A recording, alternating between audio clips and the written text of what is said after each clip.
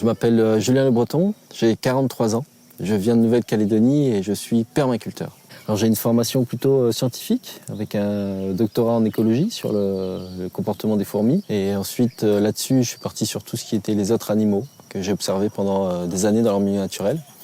Et à force de les regarder, je me suis dit moi aussi je vais aller m'intégrer à ce grand jeu-là de la vie naturelle et j'ai commencé à faire, à travers la permaculture, une agriculture complètement naturelle. Mon rêve quand j'étais petit, c'était de vivre comme Tom Sawyer. C'est-à-dire vivre dans des cabanes, être libre, parcourir la nature.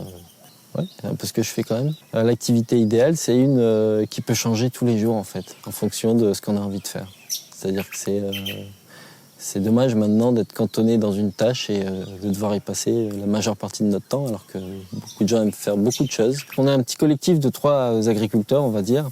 Et moi, dans ce collectif, mon rôle, il va être de faire les épices. C'est-à-dire tous ces petits condiments-là, ces choses qu'on amène en petite quantité, mais qui vont faire toute la subtilité ou le plaisir d'un plat, quoi.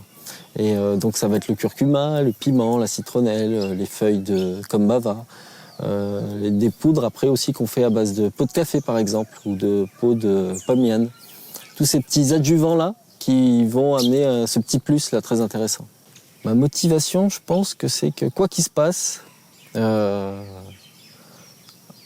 quand on sait appréhender ce que la nature nous donne, il nous manque rien. Enfin, du moins, on avance avec beaucoup moins de peur que si c'est juste un compte en banque qu'on doit sauver, quoi. Mes objectifs pour la suite en termes de réussite, si on peut dire ça serait d'être copié partout. C'est-à-dire que partout, on voit des petits plats dans la rue à base de ces farines-là qu'on commence à faire, mais qui ont été faits, qu'il y en ait partout en fait, voilà.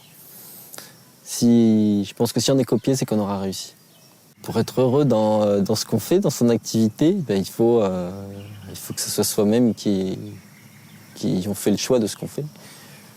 Si c'est quelqu'un d'autre qui fait le choix à notre place, on a peu de chance de tomber au bon endroit, quoi. Ça peut arriver, mais c'est plus aléatoire. C'est-à-dire que on évolue tous, hein. On sait qu'il y a des cycles de quelques années et tout, donc ça change. Et le but du jeu, c'est à chaque fois d'aller là où on a envie d'être.